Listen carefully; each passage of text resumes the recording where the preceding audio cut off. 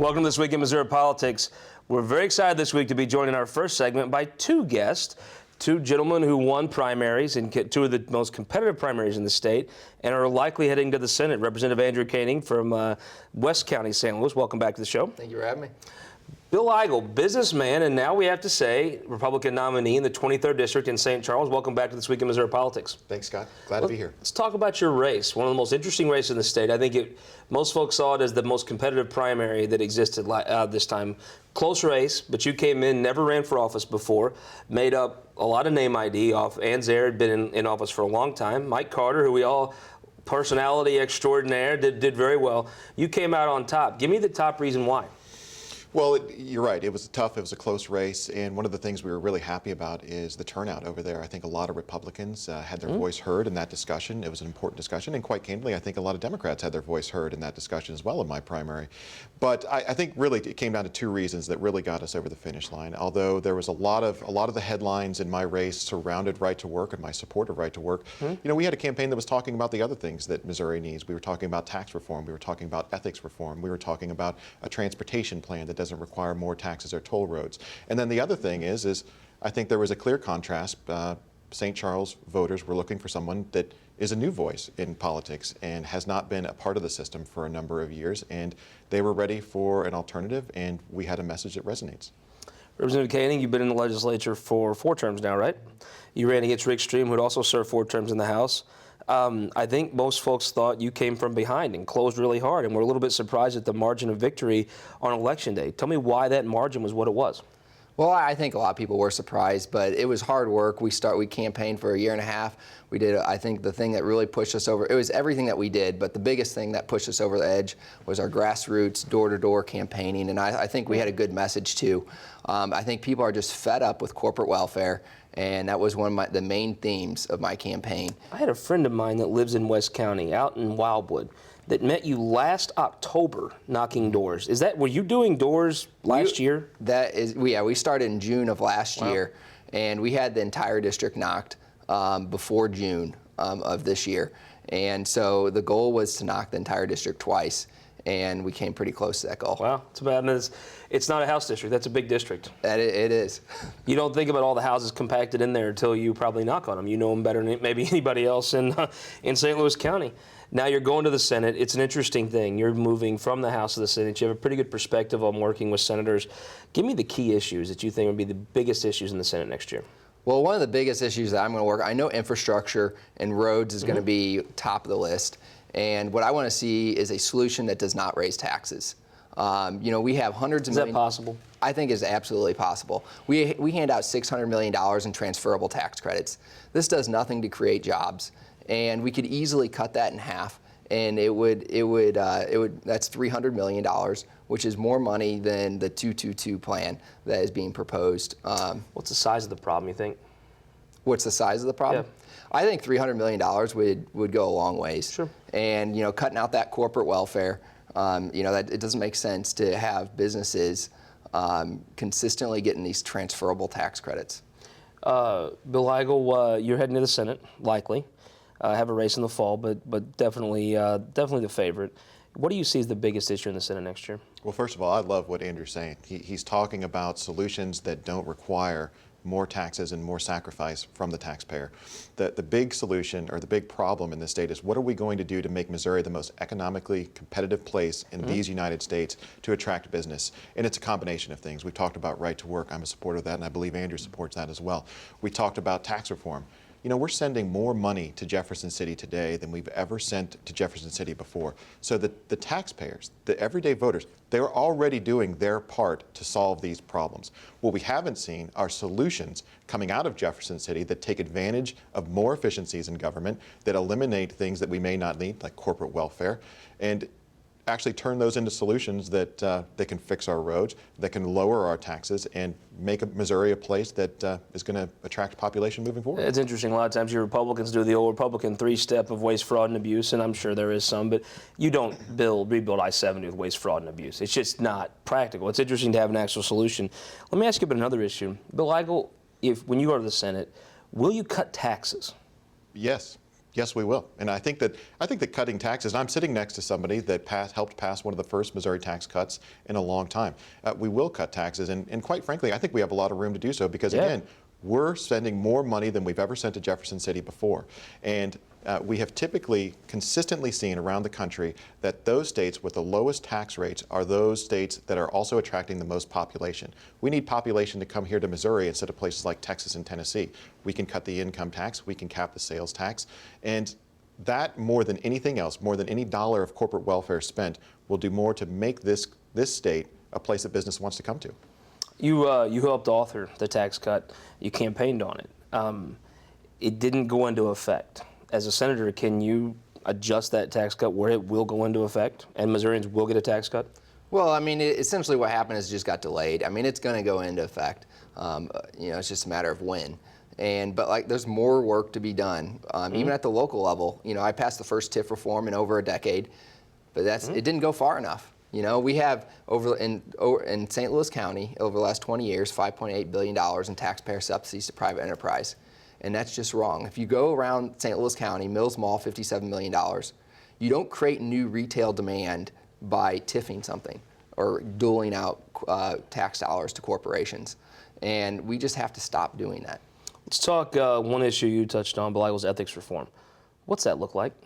Well, first of all, the reason we need ethics reform is the trust level between elected officials and the voters that are electing them is lower than it's ever been. When I read the Post editorial page, I realize that a lot of folks don't like the legislature. A lot of Republicans, well, I guess some Republicans now, newly Republicans, don't like the legislature. I happen to think it does a lot of good things for the public. Absolutely. What would you actually do with an ethics reform? Well, I think there's some low-hanging fruit here. The first thing I do is I would ban lobbyist gifts. The difference between a lobbyist gift and a campaign contribution is that lobbyist gifts can be used for personal gain, for personal benefit. And there are legislators that are taking a tremendous amount of those gifts, and I think it's an easy step to take to ban those. And in fact, I've made a commitment that regardless of what the law says, I'm not going to accept those gifts. So that's a place to start. So you won't accept lobbyist gifts? That's correct. So you ban lobbyist gifts. I mean, does it matter? You've been in the House, so the lobbyist writes you a check before session to your campaign, and then you pay for dinner there. It's less transparent. Do you run the risk of just doing some things to placate editorial boards that'll criticize you about other things anyway? Yeah, I mean, there is that. I mean, the biggest thing we need to do is elect people that are ethical. Do you think the state hasn't? Well, I mean, I think there are a lot of ethical people, but sometimes there aren't. And there's certainly people up there that are not ethical. I mean, look at all the with Speaker Deal and some of the past people that have been elected. But it doesn't mean ethics reform. There is some stuff there that could be done, that could be looked at. I'd be fine with banning lobbyist gifts. That'd be a good thing. As a senator, will you accept lobbyist gifts? It depends on the situation. If it's if I have a meeting and I don't have an office and we have to meet at like a bread company and there's a coffee, yeah, I might accept a coffee. Sure. Beligel, Eric Greitens is your nominee for governor of your party. He, I want to be sure I have it right here, has referred to the legislature as a corrupt, do-nothing, and embarrassment. I've seen some of the legislation Andrew Koenig's passed. I don't see him as any of the three. Do you agree with Eric Greitens? Well, Eric's coming into the situation as an outsider as well. And actually, a lot of his story is similar to my story. He's a military veteran. He's owned a small business, and now he wants to serve the public in the capacity of a political office. And so I think that in the course of his campaign, he has rightly identified that there are some areas that we can do better in when it comes to ethics reform and that when it comes to areas of tax reform that I think everybody agrees we haven't done enough on. We haven't done enough on labor reform when it comes right to work. So there are areas that we can do better, and I think that... Would you vote for a PQ in the Senate? For a PQ for any legislation? Well, I certainly think there are issues where I would, absolutely. That characterization's got to get old hearing back to you, right? I mean, if you know people in the legislature that aren't any of those three things, right? I mean, about what, the PQ? About what your nominee for governor is called you. Oh, right. And it has to grate on you a little bit, right? Well, I'm going to support our Republican nominee, Mr. Greitens. I think he'll do a great job, and I look forward to serving with him as our governor. Last question I ask Mr. Eigel. As a senator, will you support moving the previous question in the Senate? It depends. There would be issues I would, but I would be reluctant to do it. I wouldn't just... You served in the House. You've got to see the PQ, how it helps the House a lot. So you'd be slow to do it in the Senate, but you'd consider it. Correct. want to thank both of you guys. We're going to be right back. We're going to do some This Week in Missouri Politics overtime. So go to MissouriTimes.com or TDMP.tv. We're going to talk fantasy football on the break. We'll be right back with our opinion maker panel. But first, we'll leave you with this week's leading Missouri economic indicators.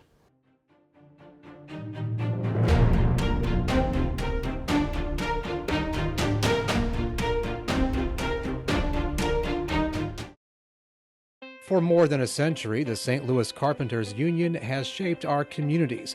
Through trusted alliances, we deliver skilled professional craftspeople while our business partners provide the kind of quality jobs that keep our economy humming. It's a blueprint that has worked since 1882. Turning Missouri into a right-to-work state stalls progress, wipes out jobs, and kills momentum. Right to work is wrong for everyone. Let's keep Missouri moving forward. Visit carpdc.org to learn more.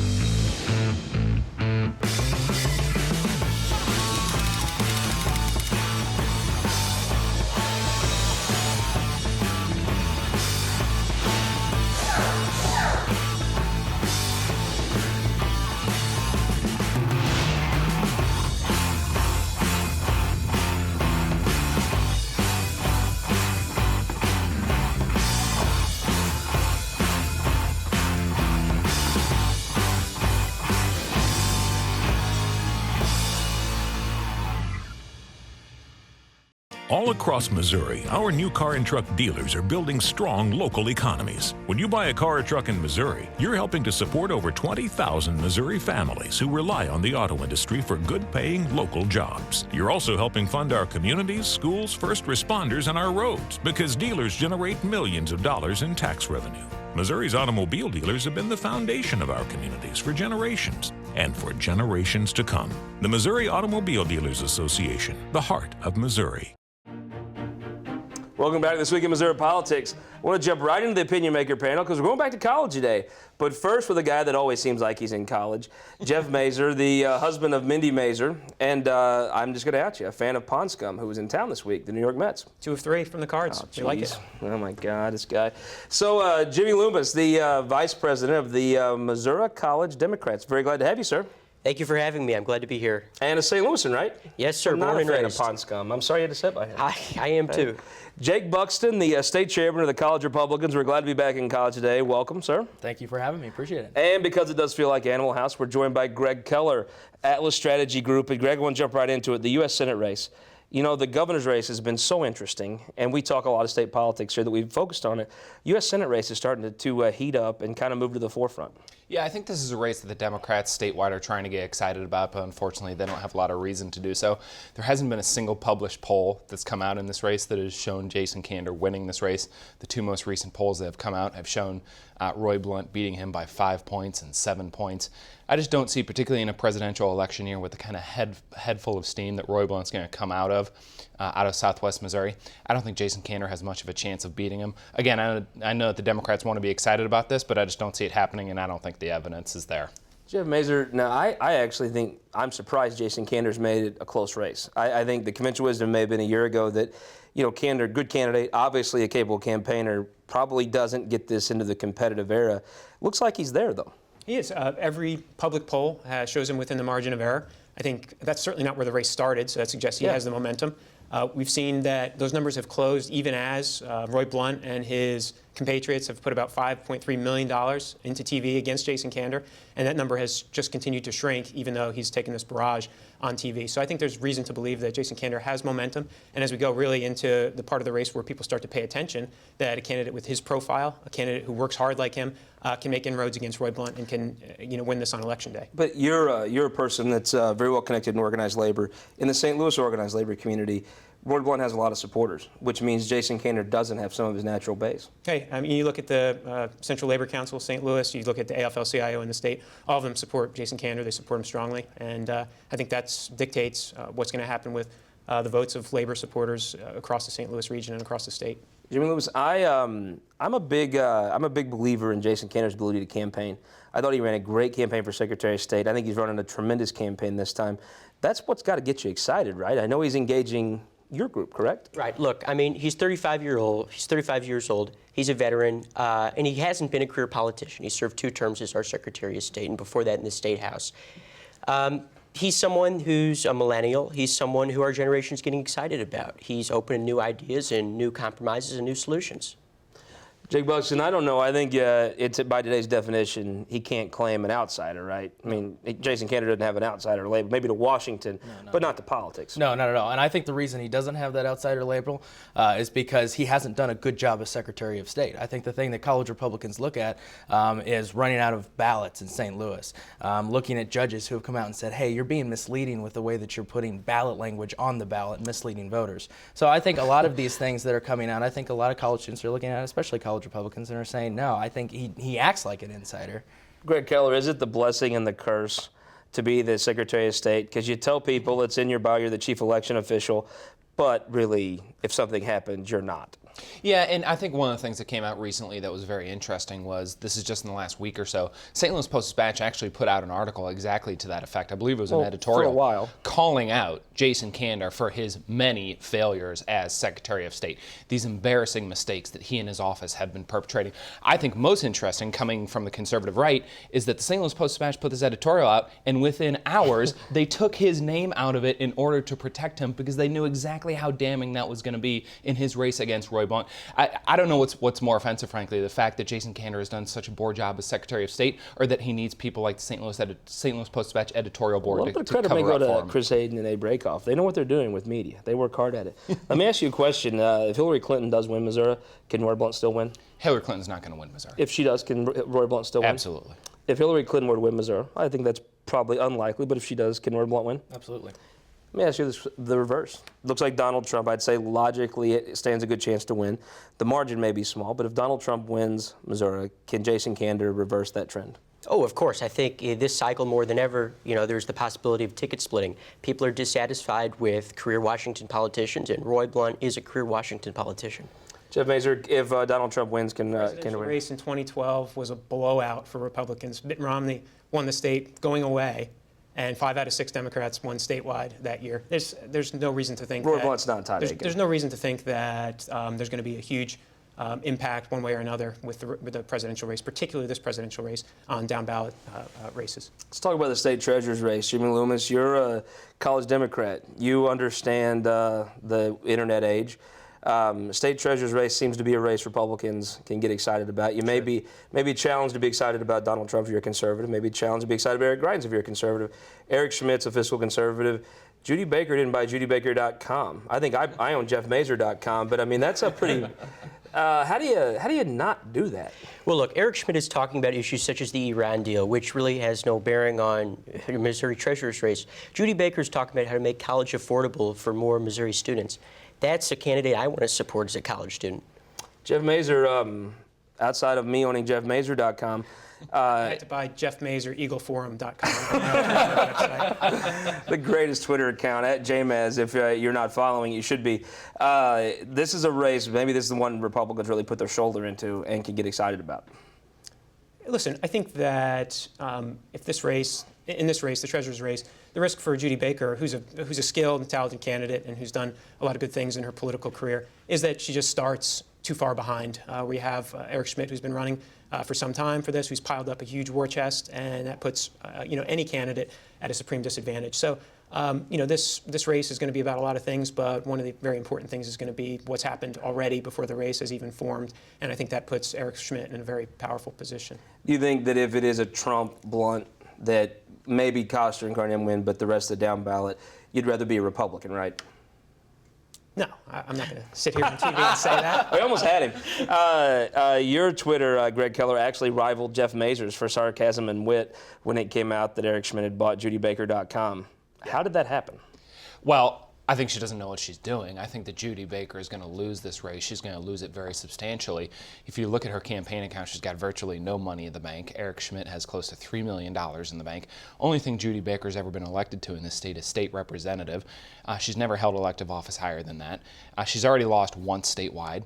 And to my good friends on the other side's point, the only thing she's known for two things from a policy perspective statewide. One is for being the #1 cheerleader for Obamacare in the state of Missouri, which of course is a failed program that Missourians hate, rightly so. And I guess they can learn about that at judybaker.com, right? That's right. That's right, they can. And secondly, she recently came out in support of increased funding to the Islamic state of Iran. So we'll see how that plays out in the election. It's pretty tough. Jake Buxton, though, as you're state chairman of the College Republicans, Donald Trump, I'm sure, can be a challenge as somebody that does support him. Some days it's hard to support Donald Trump. Eric Greitens' background isn't exactly that of a rock rib conservative. Eric Schmidt has put forward the largest tax cuts in state history the last, I believe, 4 years.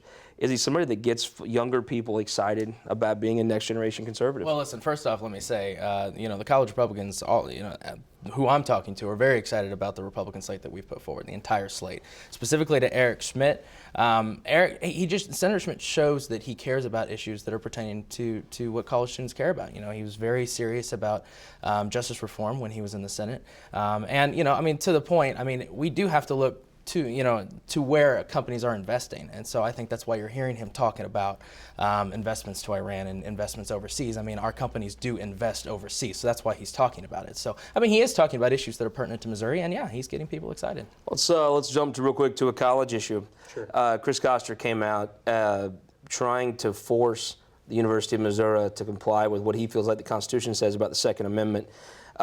Being a leader of the college Democrats, I'm sure there's a lot of younger folks that like a more progressive style. You have a person in the race that may be the most conservative candidate for governor, being the Democrat. Has it hurt folks getting excited when he's out defending the Second Amendment? Well, look, you have to understand the basics of this suit. It's not about bringing a gun on campus. You still need authorization to bring it on campus. It's about having a gun in your car. He's in his role as Attorney General. It's in his responsibility to take legal action if he finds an action unconstitutional, and it's within his right to do so. Let's put the college Republicans in a unique position where you're applauding the Democratic nominees for standing up for Second Amendment rights, right? Well, here's the thing. I don't want to say, we have been standing for a long time on this issue. It was a principled stand. And this has been an issue that we've stood with Representative Jared Taylor in the legislature, with Senator Brian Munzlinger. And you were down, you members of your organization were down testifying. I for testified this, on both of those bills in both the House and the Senate. So we have been taking this issue very seriously. You really feel safer if the policy is enacted? Yes, absolutely. I do want to point out one thing that I found interesting. I think that I had a lot of debates on campus whenever this whole concealed carry for students on campus issue came up, and I had a lot of people on the left yelling at me, calling me names because I wanted to feel safe on campus. They don't feel safe with guns on campus, and yet I hear them walking back this stuff with Chris Koster. They're trying to justify it in some way. I think that they're going to need to come to the realization that they might not agree with their candidate. This race has put a lot of people in a lot of awkward positions, but it is the most interesting race in the state right now. Jeff Mays, there was a poll come out with Koster up 11. I don't quite buy that. I think if you look at who has the momentum coming out of the primary, you had Eric Greitens with a full head of steam coming up to the primary. Obviously ran away with the race among Republican candidates. And then immediately coming out of the primary, the person who had the momentum and everything was Chris Koster. Farm Bureau support, continuing to lock down important endorsements from rural Missouri. And so there's every reason to believe that, regardless of what you think of one particular poll, whether you think it's a good poll or not, that Chris Koster is running out ahead of Eric Greitens, who's basically sat back. Now, I will say that I did see this week that Eric Greitens started his statewide general election kickoff tour. And according to his release, he's had stops in Springfield, Columbia, St. Louis, and Sarajevo.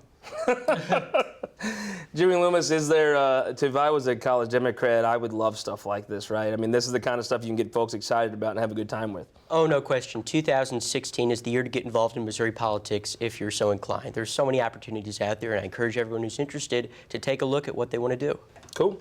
Let me ask you, Eric Greitens, out actively seeking conservative groups, as I've been in contact with you, I'm sure, depending on college Republicans, to be somebody that could help him. Well, are they going to answer the call? Absolutely. And you know what? We actually just had with our executive board of the college Republicans and voted unanimously to endorse Eric Greitens for governor. So the college Republicans are in full support. We back fully Eric Greitens. It's an interesting deal, and sometimes that's assumed. I think for Eric Greitens, it's probably more meaningful than maybe even other Republicans. Full-throated, behind him, no reservations. Absolutely.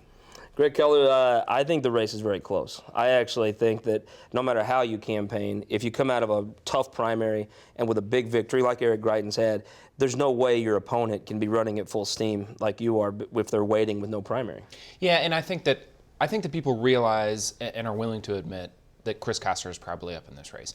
One of the things I think is but not by a lot. No, he's certainly not up by 11. And I don't think anyone really takes that poll result seriously. I do think it's interesting, to Jeff's point earlier, that you do see Koster racking up all these endorsements. And we spoke about that last time we were on the panel. Now all the talk is about whether or not he's going to get the NRA endorsement. I do think it's interesting that it's literally just yesterday that Greitens' campaign started their general election kickoff. So Koster is running all these commercials. He's getting all these endorsements. He's having a very well-received attendance at the Missouri State Fair. And you really just see the Greitens' campaign kind of getting off the ground now. So I think Republicans need to be honest and realize that, at least to this point in the race, I think that the Koster campaign has stolen a march on Greitens, if you will. Yeah, and if I could say something really quick, I think the State Fair, we saw something very interesting come out of that. They actually just released the straw poll that they took at the State Fair, and it showed Koster and Greitens literally neck and neck. I mean, they were below 1%. And this is not a good result for a Republican to be neck and neck with a Democrat at the State Fair straw poll. Jeff Mazur, it is interesting how the race, I think it's probably destined to be very nasty, but it hasn't gotten there yet. Does that surprise you? I think both candidates have a lot to say for themselves and a lot to offer. I mean, Chris Koster is obviously going to give voice to the fact that he's been a career prosecutor. He's done a good job to make sure he maintains public safety in the state. I think Eric Greitens has a lot, even though I may not support him, he's got a really interesting profile, and he's a really strong candidate from a resume standpoint, though increasingly every day we see new pieces of his resume that maybe don't actually track with reality. And so it'll be interesting to see whether he embellishments matter. I'm not sure they do. Well, we'll see. I think that the embellishments themselves, the single act may not matter, but people develop this sense that a person is someone who's very different than they claim they are. Quick prediction: Trump wins by 5. Can Koster win? Absolutely, he will win. If Trump wins by 5, can Koster win? Of course. If Donald Trump carries Missouri by 5, can Chris Koster win the governor's race? I don't think so, no. If it's Trump plus 5, can Koster win? By 1 or 2. Interesting. I love the Opinion Maker panel. Come back to MissouriTimes.com for GWP Overtime. We'll be right back discussing a bunch more issues. Also, be sure to listen, 97.1, Rodney Boyd's Insider Talk this morning at noon. I also want to wish a shout out to the mother of John Hancock, friend of the show, one of the best people in politics. Wish her a very speedy recovery. We'll see you next week.